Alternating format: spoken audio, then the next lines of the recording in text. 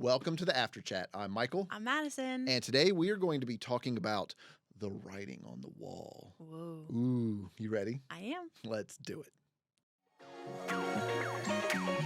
Welcome to the After Chat. Real questions. Real talk. Real life.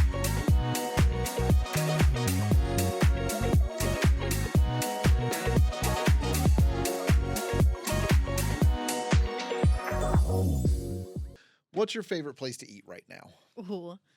So it's a tragedy to share. So it's a tragedy. It's boring because it's Chick-fil-A because I'm obsessed with Chick-fil-A all the time. It never goes away. It is a tragedy because the one that is closest to me is currently closed for renovation. The one in Westchester? Yeah. Is it really? It is. Oh no. And it's gonna be for like 2 or 3 weeks or something. Like it just closed down. So I think it's great that it's happening because one of my very good friends is the kitchen director there. So he gets to have like a little bit of a breather for a few weeks, which is awesome. He totally deserves it. But I want my Chick-fil-A deluxe sandwich with American cheese and no pickles. I want it. You can't have it. I think I love Chick-fil-A so much because you always know what you're gonna get. It always tastes the same. It's consistent. It's great. Yes. Yeah. No, it is. Do you have a more interesting answer than Chick-fil-A? Oh, Press Club, Farmville. Yeah. All day, every day. I would go there, and if I had my way, I would eat there every day. The Robin Roberts burger is fantastic. It is absolutely fantastic. And Have you gotten to go there when they have live music at all? I haven't gotten the opportunity to. Man, it seems like it'd be a cool place to go. No, we've had. Wait, I've been there when there's been live music. It was just a long time ago when I lived in Farmville for like a year. No, I just forgot. It's a great place. I absolutely love it. It's the same thing. Like, it's always consistent. I've never had anything go sideways there. Yeah. Anytime I have an opportunity to have a lunch meeting after the service, I always say, "Hey, let's go to Press Club." And, Yeah. So no, all day. I love that. Press Club. So what would you like people to remember you for? Ooh. I think. Are we gonna go like a fun fact about ourselves or like a genuine like this is what I want my legacy to be? Which direction are you leaning? Let's go funsies. Okay, funsies. I would like to be remembered for just being willing to try interesting things with what I like with how I dress. And with what I look like. Like, I've changed my hair a lot throughout my life. I've gone through some bad hair phases. But for the most part, like, I've tried crazy hairstyles. I've tried, I've taken risks. Aesthetically. I think you have. Thank you. And I think for me, you have. And I don't know if that's a good No, that was all meant in a positive way. I know. Believe me, it's not paying off. I wanted to acknowledge what you said. Yes, thank you. I appreciate it. before I shifted I'm just gears. being silly. So I think just for just that I brought fun, razzle dazzle, and a little bit of whimsy wherever I went. Yeah, I think that's really if people remember me and think, dude was a little quirky, but I would say probably the same then, just in different ways. Yeah, I think that's interesting to hear because I would assume all of the whimsy that you enjoy regularly is more for you. Like, it just seems like you can't help yourself but engage in the whimsy. So it's nice to know that that's Where are you going? I don't know. Other than just I guess it's cool to hear that it's the same for me of like it's not just for myself. It's a way to connect with other people. I think You know? I think it's a nice grounding. Yes. Where people feel comfortable talking because you actually come across like a real person. Yes. And I try to strive for that by, I don't know, like not keeping everything so serious, and we can actually talk about really anything. I like that. So just a little bit but some of it is for me. Like I find humor in the weird things. Well, I mean, if it wasn't for you, then it wouldn't be authentic. Yes. So there we go. I like it. So that's kind of where I'm hoping that people remember me for. I love that. Here lies Michael Hedrick. He brought a little bit of whimsy into our lives. He sure did. There's worse things to have on your stone, I guess. So we're talking about we're talking about a story from the Bible today where something pretty strange happened. But before we get to that, do you have a favorite strange story from the Bible? Oh, Tower of Babel. Oh yeah, like the way I imagine that in my mind is so hilarious. Chaotic. It's gotta be. Though I just imagine. I think I've mentioned it here before. I imagined, all these people are around this big like ziggurat kind of tower thing, and they're making bricks, and they're in the muck, and they're in the mud, and all of these things, and they're putting stuff together, and they're all speaking things, and God looks at them and decides that He's going to scramble their languages and spread them out. Mm-hmm. I just imagine a man there packing his brick, and then all of a sudden, in the blink of an eye, him and like 30 people that he doesn't know are out in Colorado somewhere looking at a herd of bison and are like, what are those things? What in the world? And just being completely befuddled at where he's at, the temperature change, the climate change, and the animals are different. He's speaking a different language. I just imagine all of that. Yeah. And I think that's a pretty strange story when you think of it. I think we breeze past that pretty often, and we don't like stop to think about just how intense of a situation it must have been to be involved in. Imagine you're out there doing that, and then poof, you're at the rim of the Grand Canyon. Wild. Like crazy. Crazy. Yes. So we are actually the one of my favorite strange stories from the Bible will actually be talking about if you're watching this later, it might have already happened, but we're in a series right now about strange stories that happened in the Bible, and this is one of the topics that we'll be covering. It's just not for a few weeks. So it's something for me to get excited and anticipate. But it's about the talking donkey. Like that's a wild story. Shrek. So yeah, that's what he said. I'm not even gonna go too far into details just because I don't wanna spoil something interesting that we could share later on about the story. I mean, you can read it for yourself if you want to. It's in Numbers 22. And I'll just say we'll be talking about a talking donkey eventually. There we go. It's a cool story. So, all right. The writing on the wall. Yes. So now this comes from Daniel 5. Yes. And in it we'll dig into one little part here in a second, but just to kind of give a gist of the story. So King Belshazzar, now this is the son of Nebuchadnezzar, our pal Nebi. This is his boy. We love Nebi. We do love Nebi. Nebi, he's a multifaceted man. Yeah. He's made some mistakes. A lot of gray areas. But we love him. But mostly for his name. Yeah, no. Anyway, Nebi is something. So, all right, so King Belshazzar, this is Nebi's boy, and he is just throwing a party. Like he's got a wild party. Everybody's here. I forgot how many nobles. There's a whole bunch of nobles, all their wives, all the things. They're just feasting and they're drinking and they're doing the things. And then he gets this bright idea and says, hey, Pops sacked the temple in Jerusalem.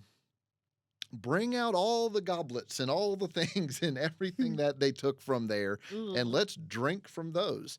And Like they didn't already have cups. They were already partying. no, he He wanted just needed better ones. he just wanted to mock the Lord and mock the Israelites and all of the Rude. things. And so all the sacred vessels that were stolen from the temple, he wanted them all brought out, and they're drinking and they're doing all the things. And then during the feast, a mysterious hand appears and writes a message on the wall, and then Daniel interprets it. And so um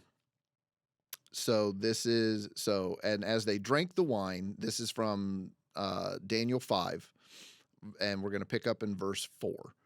As they drank the wine, they praised the gods of gold and silver, of bronze, iron, wood, and stone. Hey, those aren't gods. No.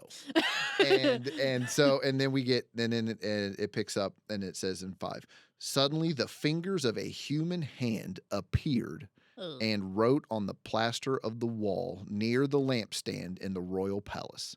The king watched the hand as it wrote. His face turned pale, and he was so frightened that his legs became weak and his knees were knocking. Like, remember when knees weak, arms heavy? Yeah. There's vomit on his sweater and his mom's spaghetti. Yep. So I was thinking of Thanos when he said that your knees turn to jelly when you realize that you failed. But no, I like 8 Mile there better.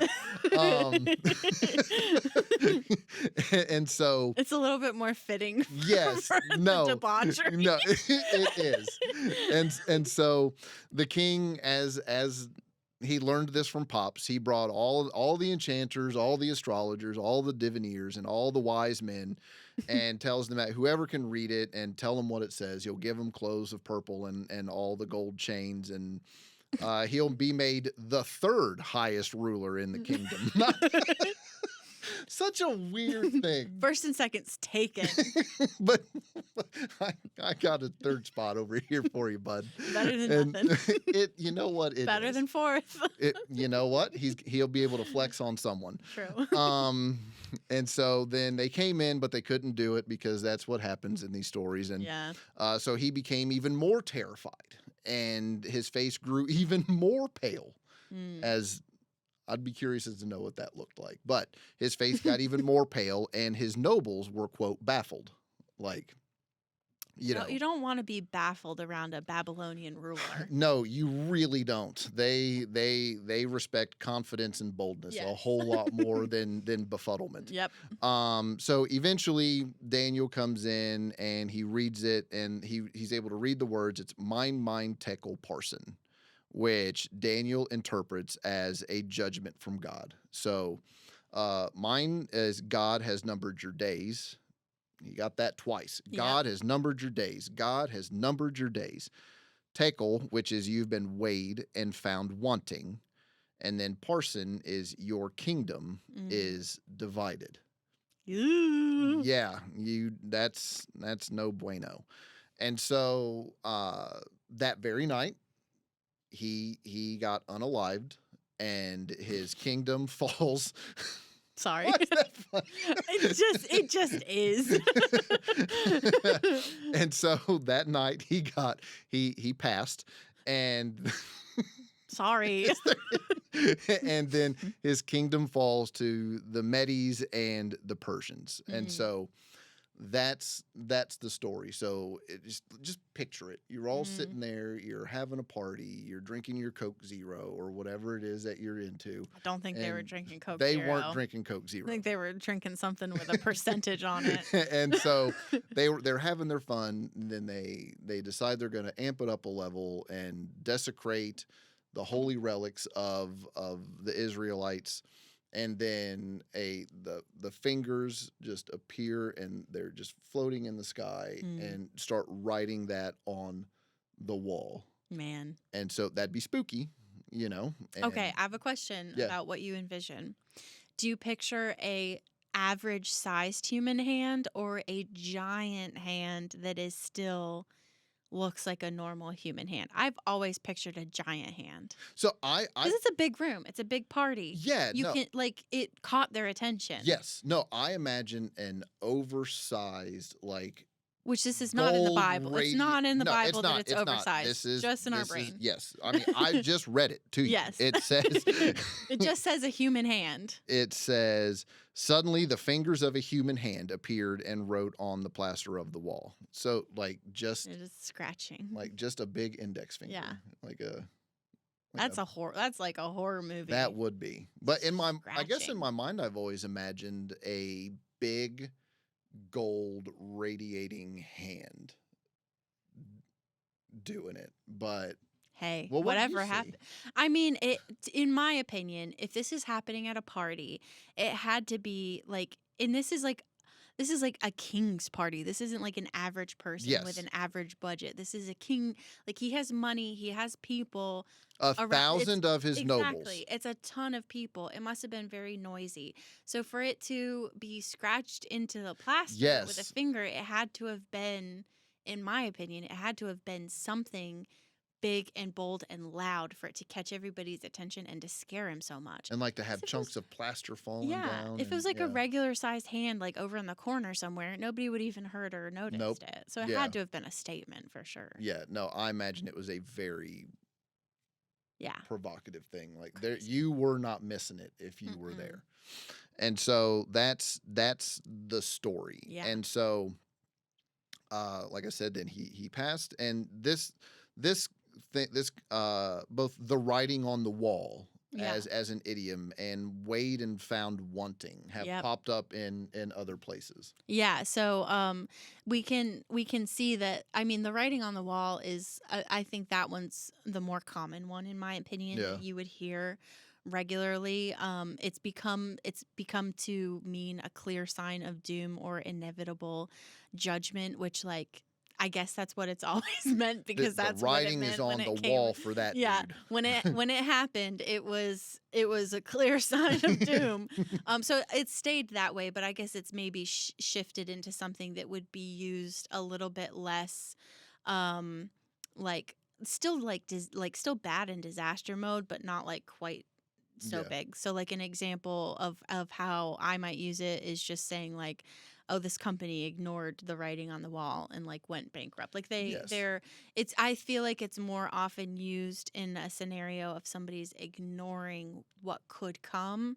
Somebody's ignoring the writing on the wall. Yes. I feel like I hear it the Yeah, most and often even if you just that way. say the writing is on the wall for that Yeah. guy, like we all see it, Yep. but that dude doesn't. Yeah, which is interesting compared to the story, because in the story he's seeing it happen in real time and is freaked out by it in real Yes. time. But I guess it's maybe shifted into a statement that's like, oh, this person's a little clueless, Yes. which is just interesting. Another phrase that has kind of become a little bit more pervasive in our vernacular is weighed and found wanting, which is often used in contexts where someone has been evaluated and failed to measure up. And this can, it carries a sense of moral or personal failure. Like, if somebody told me that, oh, Yeah. like my stomach's dropping. Like, I'm like, ugh. Yes. Like that's gotta be like a defeating thing to be told. Most deaf. So like a real life example of both of like of one of the phrases being used is in A Knight's Tale, which we were talking about this before we started recording. I haven't seen it before, Such but a I great want to movie. check it out now. If it's like a comedy, like It's in, kind of like a rom-com kind of deal. okay. Yeah. I mean, I do like a rom com too. I'll sign up for like lighter hearted stuff. Yeah, no, any this day of is. the It week. is. It is. Yeah. It's Heath Ledger and I think the guy that plays Jarvis from the Oh. Avengers movies is in there. Jarvis is a real person. Oh, yeah, and then he became Vision, and now, yeah, Oh, Paul Bettany, I think I'm his learning name more is. about. I had no idea. Yeah, Anyways, no, it's hilarious. Sir Ulrich of Liechtenstein. nice. He just wants to rise above his station, and Huh. some guy keeps putting him down. sad. No, it is. But then he gets the woman in the end, and everything is awesome. So this is like in this movie, you can see like a real life example of somebody using that phrase. So the Heath Ledger's character is being taunted and being told, you have been weighed, you have been measured, and you have been found wanting. And I love on our notes underneath that, it's just epic villain line.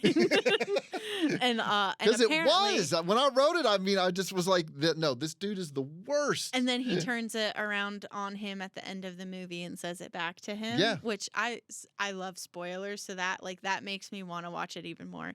Like anyways. him and his crew, like they each take a piece of it. You've been found weighed, and then the next one leans over him and says, "You've been found wanting." Man. And no, it's awesome. I love that. I think it's really cool that something that is like a story that happened in the Bible that we don't even really, like, as Christians, we don't even really talk about it that much. Yeah. It's like, it's not, we don't ignore it, but it's just, it's not it's not like Noah's Ark or like what Jonah and the Whale. Like, Yes. it's not one of those that gets repeated as much, but it there's has a ton here. it's impacted us. It's impacted our society. Yeah. I think that's really cool. And our vernacular and our lingo and way of looking at things. Yeah. So we are gonna send you guys to check out a clip real quick. This is from a message that we have that's focused on this story itself. So check out this clip from Pastor Brian Pope. I like to reflect sometimes as I read the Bible about what could have happened if someone had made a different decision. Like, what would have been the outcome if someone in Belshazzar's life, a good friend or a spiritual leader, had challenged him? What if just one of those thousands of nobles that were there said, "Hey, King, I don't know if that's such a great idea. In fact, there's some things I got to tell you about your life that I've seen. Remember, there's a past here." I like asking those questions when I study. And here's the conclusion I've arrived at during this time. This party, the blatant disrespect of God, the failure to learn from the past mistakes of leaders before him, it started long before the invitations went out. And perhaps it started slowly with just one thing, a lack of self-awareness. And it fed into something else, and it built on itself until this moment that is so strange and so supernatural. This is the only way God could get his attention. God's hand intervened in his life, literally. As strange as the story is, when we peel back the history, we can plainly see that the writing was on the wall long before God's hand made it unmistakably clear. Such a great clip there. And we want to encourage everybody to check out the entire message there from Pastor Brian Pope. And you can find the link to that down in the show notes. One of the things I want to just touch base on a little bit here is the idea of reaping what you sow, and just the natural consequences of our actions. Yeah. And whenever I look at that story, and I think of it in light of this piece of scripture from Galatians 6:7, do not be deceived. God is not mocked. Oh, I love that sentence. Like, it's like so baller. Like, I mean, do not be deceived. God is not mocked. For whatever one sows, that will he also reap. Man. And so it's a spiritual law of sowing, like your actions, your character, your choices, and reaping are the consequences and the outcomes and the judgment that comes from it. And so you might be asking, well, how does that connect with this story?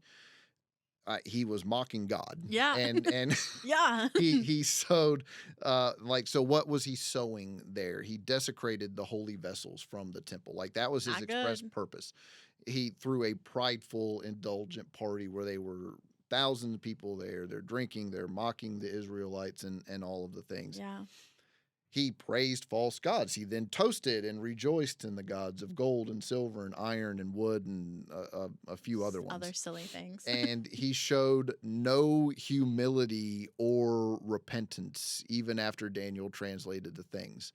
Now, Which is ironically, crazy. Nebi did. Yeah, it's crazy because you saw your dad go crazy And live in the and tree live in line the for a wilderness while. for what, 7 years? Yeah. Like you saw your dad go through this process multiple times. Well, maybe he didn't see it firsthand. Like maybe he wasn't born yet. We don't know.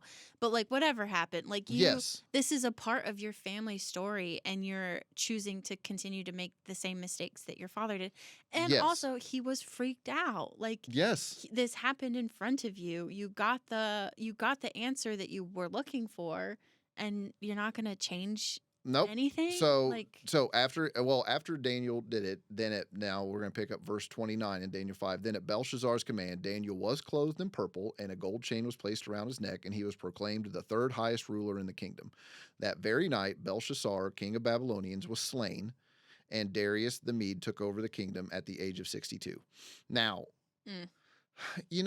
anytime, like anytime Daniel does something good for one of these folks, almost inevitably something bad happens. Like he propped him up, and then in the next chapter, he ended up in the blazing furnace when he wouldn't kneel down. Yeah. So here, Daniel did the thing, became the third highest ruler in the kingdom, got a purple robe and a gold chain, looking just awesome. Chapter 6, Daniel in the lion's den. Like, dude can't catch a break. Yeah. But he didn't show any humility or anything. All he did was just put the stuff on him. He held up his word because he did it in front of all these people, and that was it. So the reaping. Now, the reaping doesn't always happen immediately. Yeah. In this instance, it did. So God responds by writing the message of doom on a wall. Daniel interprets the message. You've been weighed in the balance and found wanting. And then that very night, Belshazzar is unalived, and Babylon falls. So he sowed pride and blasphemy. Yep. And irreverence, and reaped what he sowed, and he reaped destruction. Yeah. And just a couple other verses that kind of go in this same theme. Proverbs 6:18, pride goes before destruction, a haughty spirit before a wall, and a fall. And then Job 4:8, those who plow iniquity and sow trouble reap the same. So, man, you kind of, for me, that's kind of always been my reading of this. Yeah. Of this particular story. Yeah. It's crazy. Like I'm still stuck on like the reality of like being told that statement, being so scared and trying to figure out what it means, finally getting your answer, and then clearly there was nothing internal in him that shifted. I mean, otherwise, like that. It's not implied in the story at all. It's not in God's character to move that way to someone, to treat someone that way who is turning towards him. Yes. That's not in God's character. We know that about him. I mean, So even Nebi turned and got right. So there was nothing that shifted in him after hearing that.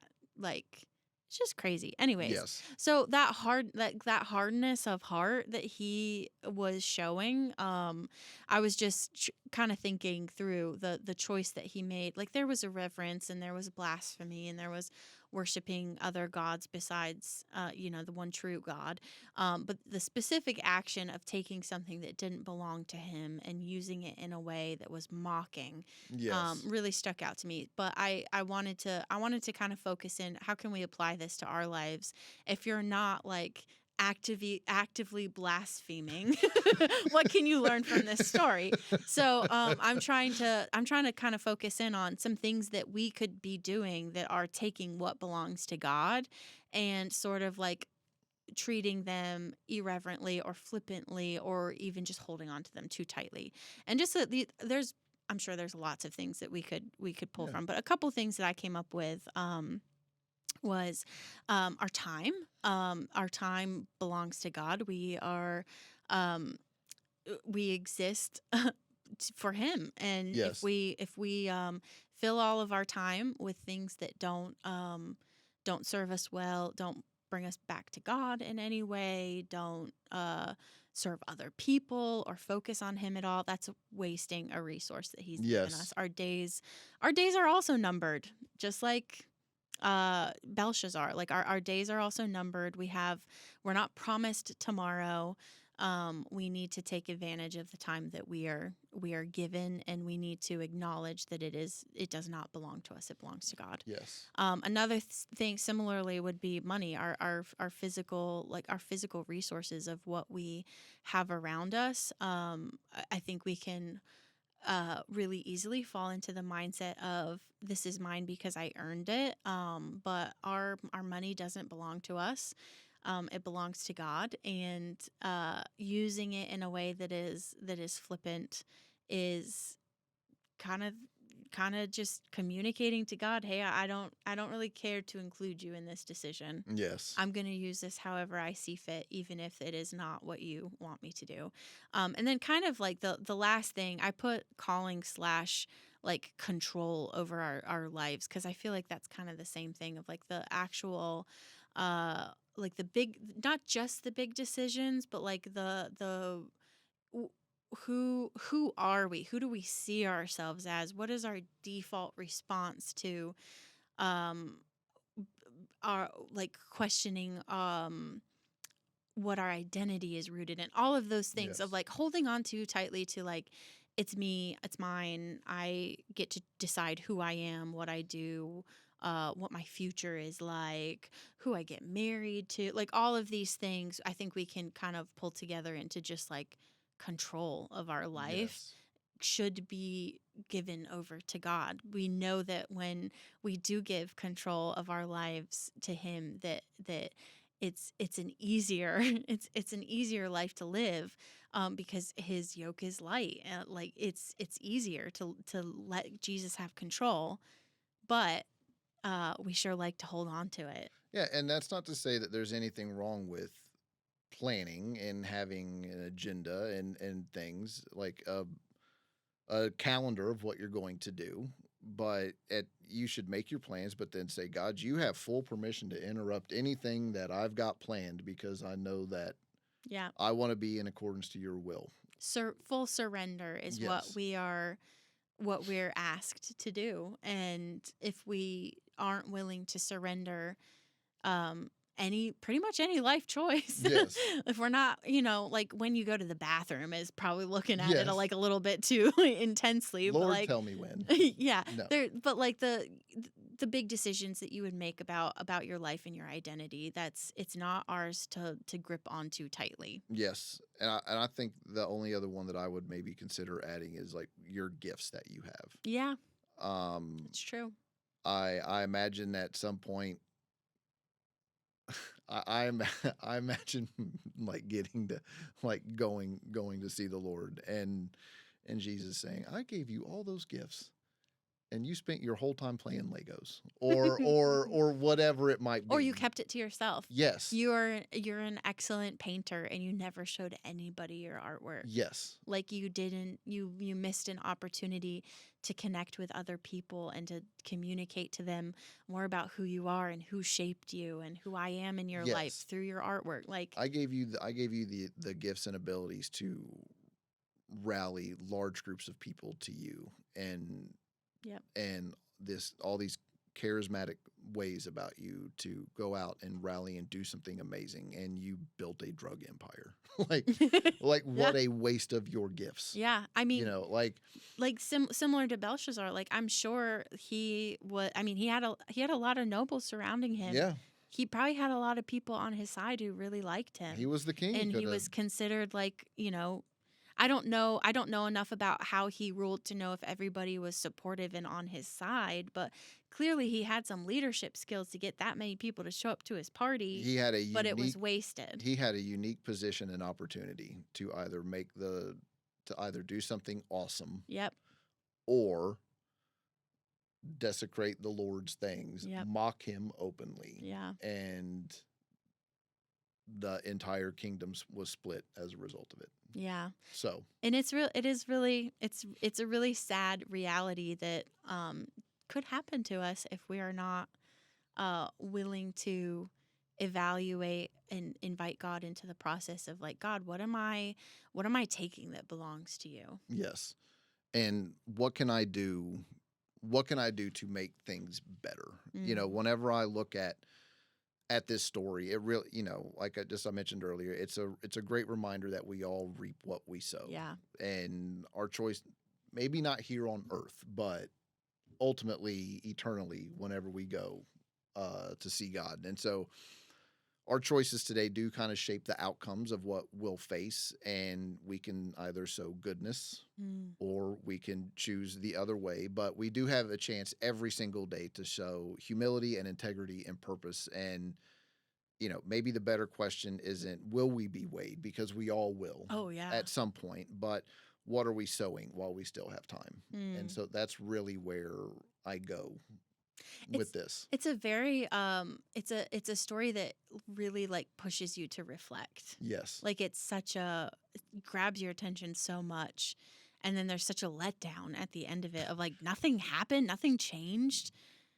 And so then it's like okay, well, let me brew on that a little. Yes. Let me think about that more. So really, I think one good thing people could do is just reflect on what your choices are and how you're living. And I would encourage everybody to, like I said, watch that clip. Yeah. Also read Daniel 5 because it's awesome. And we left a lot of stuff out just for the sake of brevity in the conversation. But everybody should definitely take some time to read it and then ask yourself, what are you going to sow while you still have time to do it? Yeah. Man. And there we go. Good stuff. All right. So like, share, subscribe, all the things, because it does help. It does. We love to find you in our Facebook group. We have a nice little burgeoning community forming there. If you send us a review, we will send you out a mug. Ooh. And we will see you back here next week for another episode of the After Chat. Bye. Thanks for joining us for the After Chat. If you enjoyed this episode, share it with others, post about it on social media, or leave a rating and review. To be the first to hear our next episode, be sure to hit the subscribe button and get notifications for new content.